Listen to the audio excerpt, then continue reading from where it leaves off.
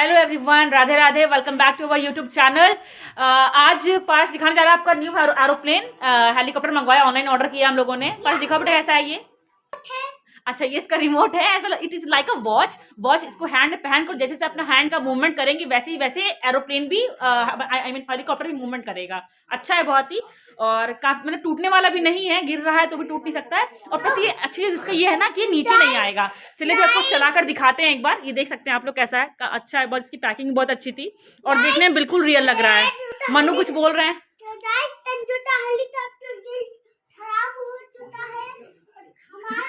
अच्छा, अभी थोड़े दिन पहले हमारे यहाँ कुंज और राधा आए हुए थे, तो कुंज को भी यही गिफ्ट किया गया था, एक हेलीकॉप्टर इसी में का ही, लेकिन वो टूट चुका था। खैर इसका नहीं था, थोड़ा सा अलग उसका वो था। और अभी ये दूसरा आया है, इसमें क्या टूटने वाला तो कुछ नहीं लग रहा है, अगर जब तक तोड़ा ना जाए।